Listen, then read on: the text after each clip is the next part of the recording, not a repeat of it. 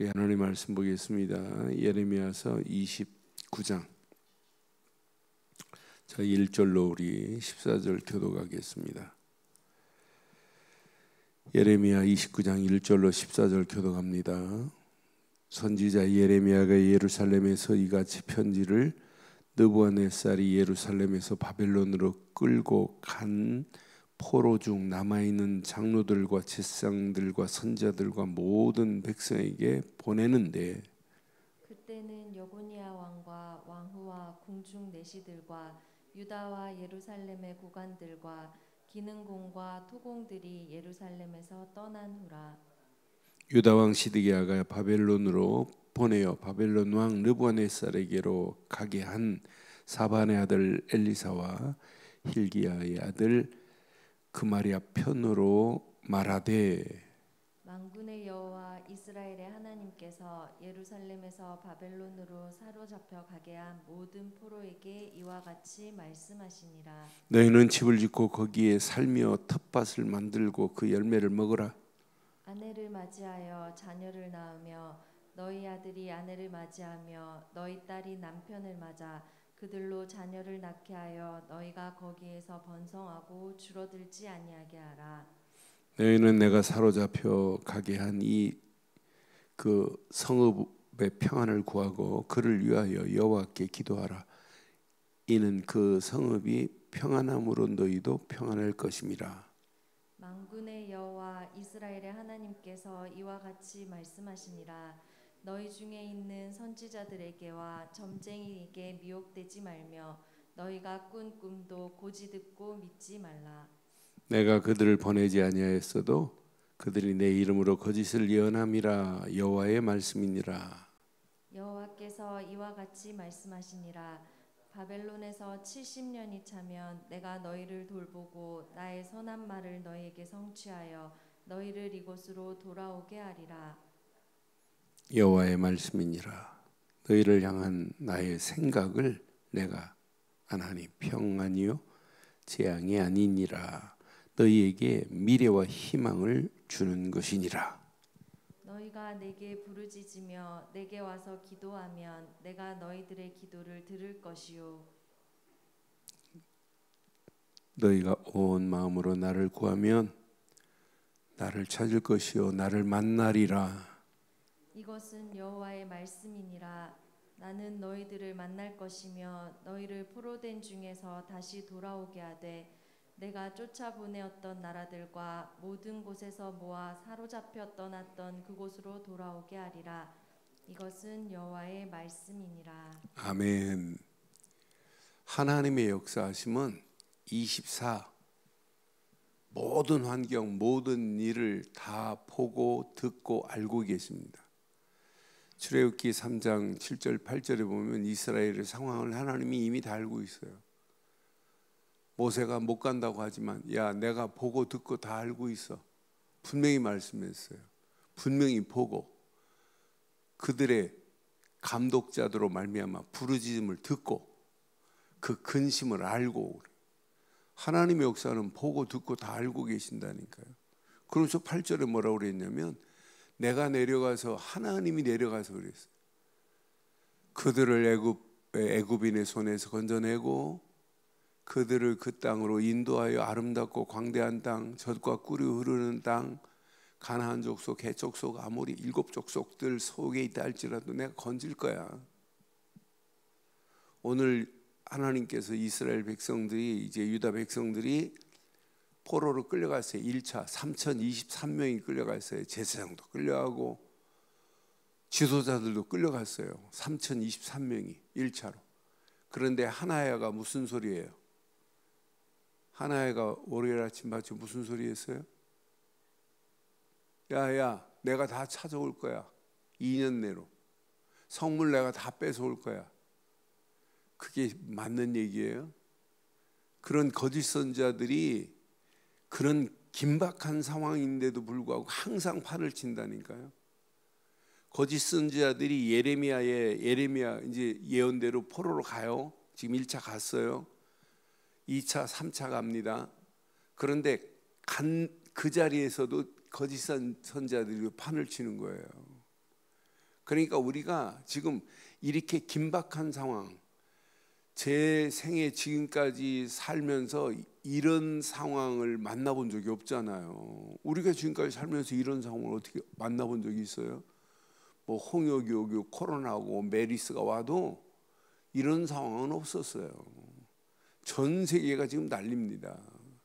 여기에 이제 경제적인 위기 계속 우리에게 피부로 느낄 정도로 와요.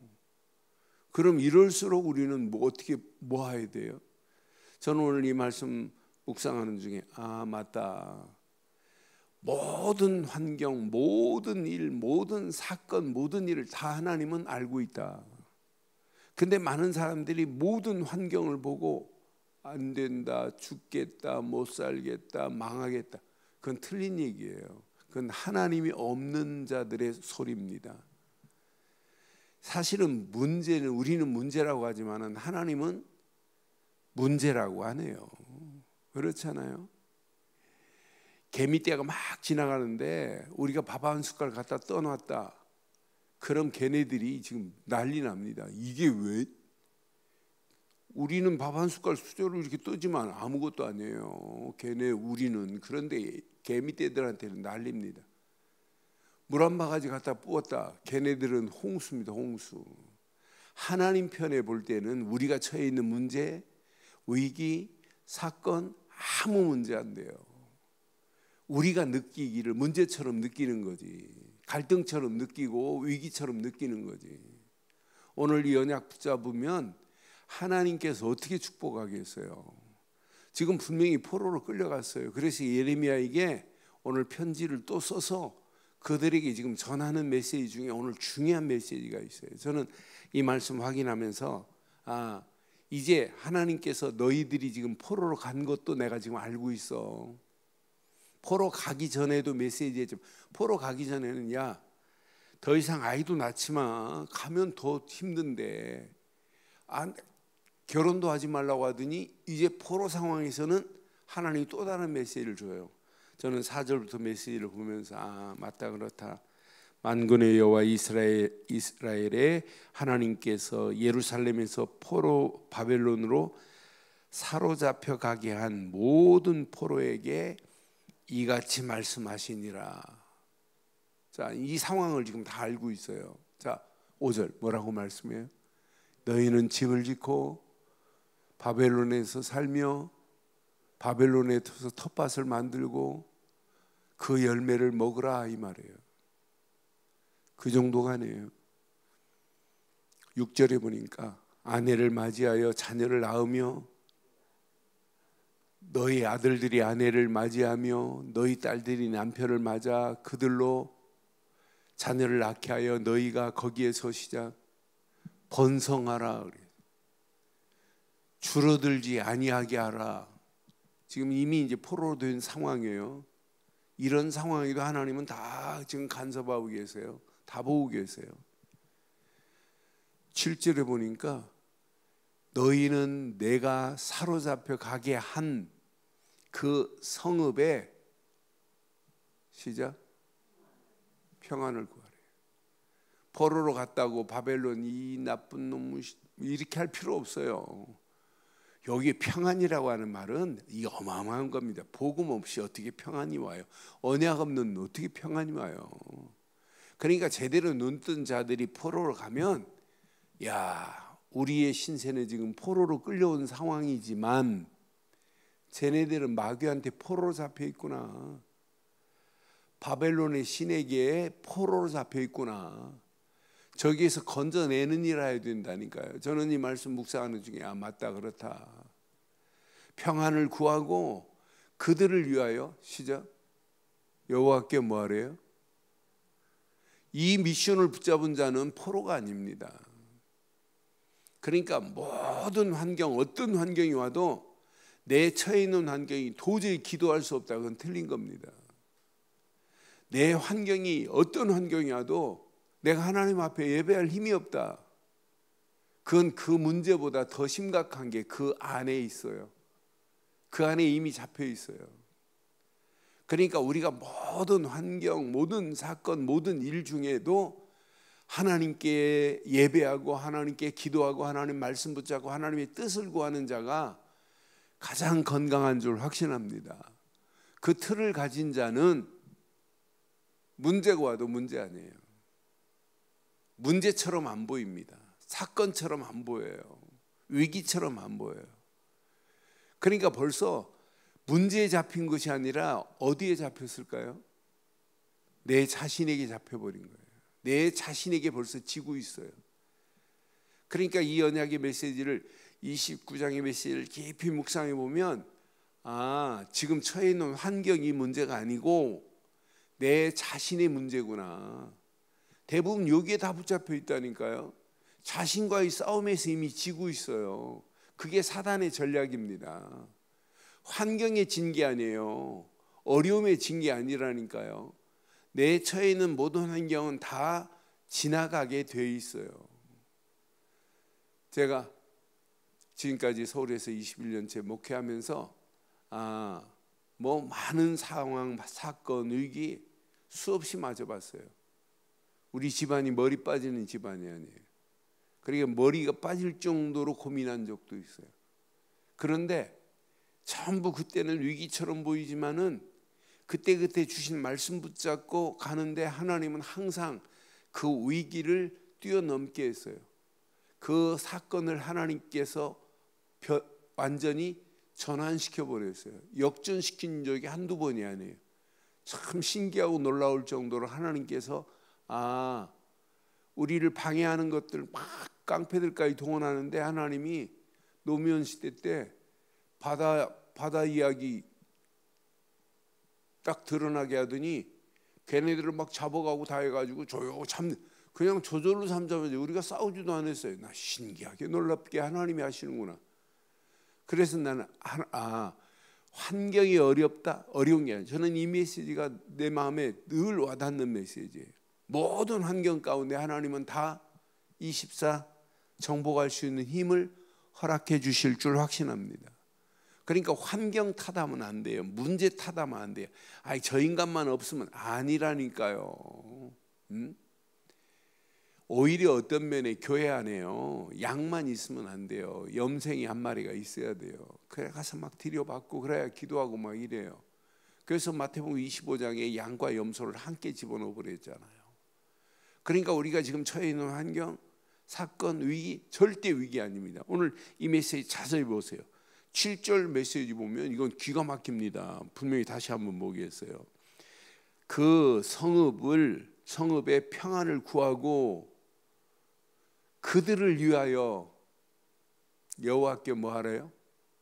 바벨론에 지금 제대로 눈뜬 자는 바벨론이 강력한 힘이 있어서 끌고 갔지만 영적으로 보면 걔네들은 누구한테 붙잡혀 있어요? 지들이 가지고 있는 무기보다 힘보다 마귀의 힘에 사로잡혀 있어요. 거기에 평안을 구하고 여호와께 기도하래요. 그래서 그 성읍이 평안함으로 너희도 평안하게 될 거래. 이게 사는 길입니다. 바벨론에 힘 있는 자가 복음을 듣고 진짜 언약 없이는 안 되겠구나 하면 당연히 언약 전달해 주면 평안할 수밖에 없다. 그러니까 전도자가 가는 길 요셉 보세요. 감옥 안에 들어갔는데 감옥 안에서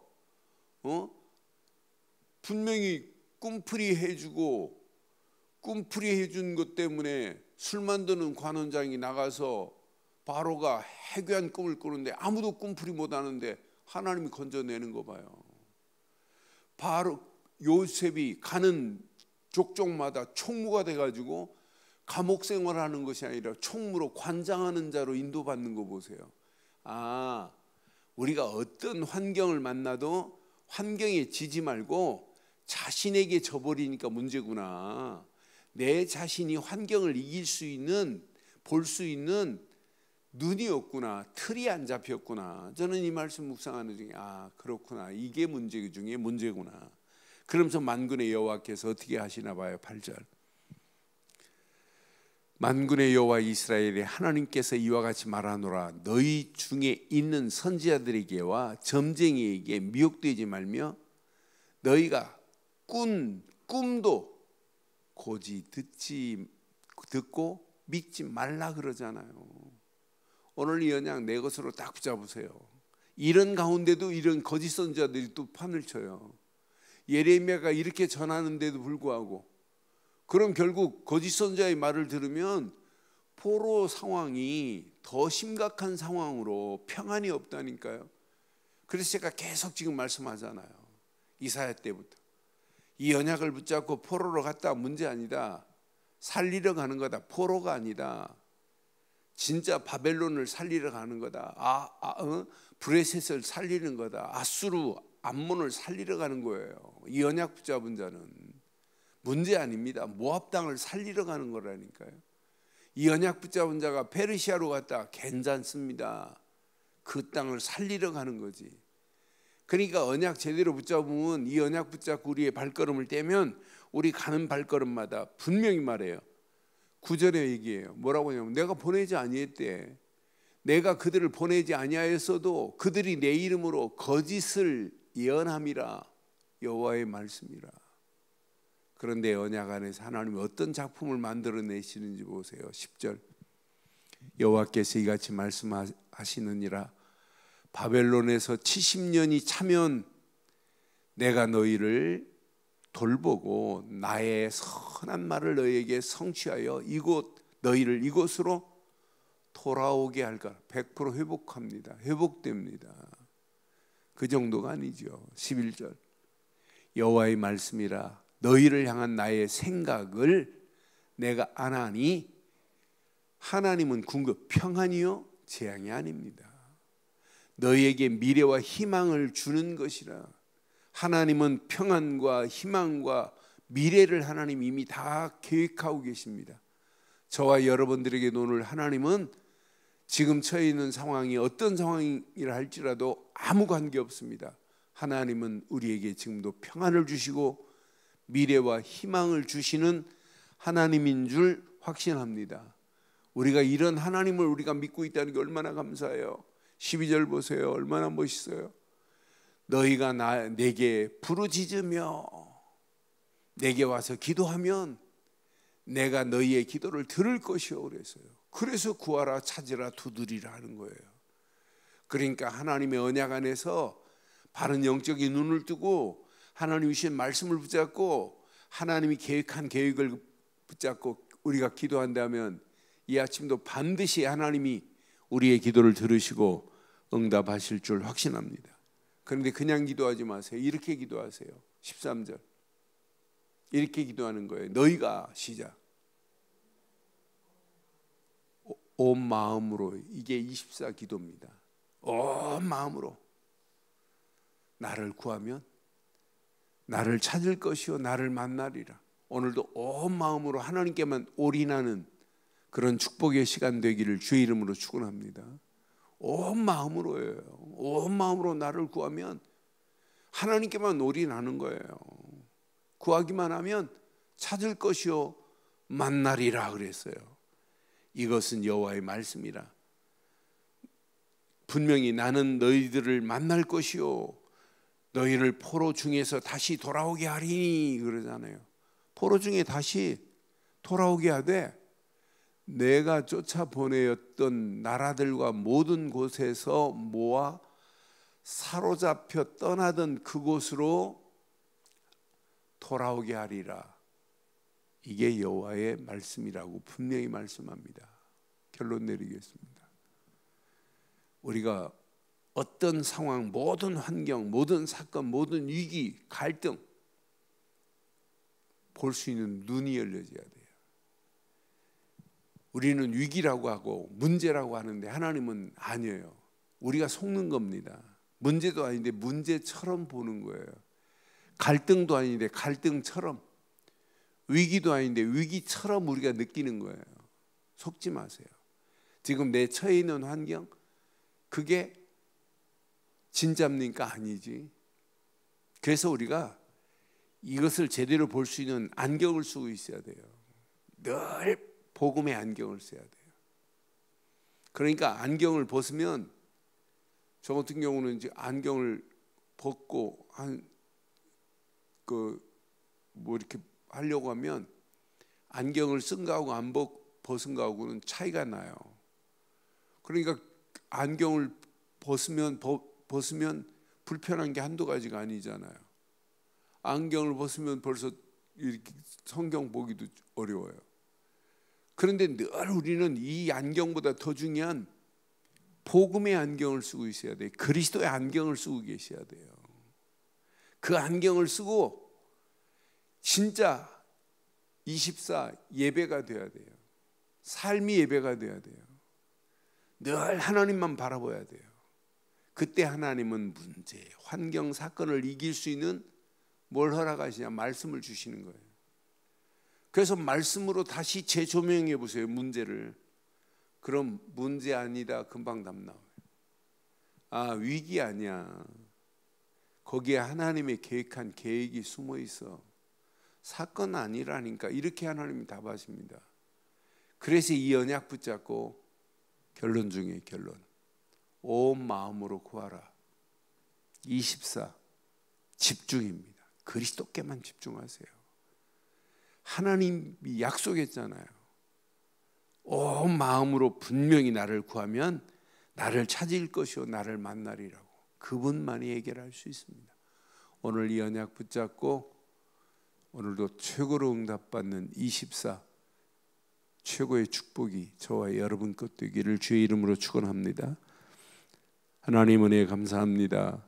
주신 귀한 메시지가 우리 가슴에 잘 박힌 목과 같이 박히게 하시고 우리 앞에 놓이는 문제, 환경, 사건을 바로 볼 수 있는 눈을 열어 주옵소서.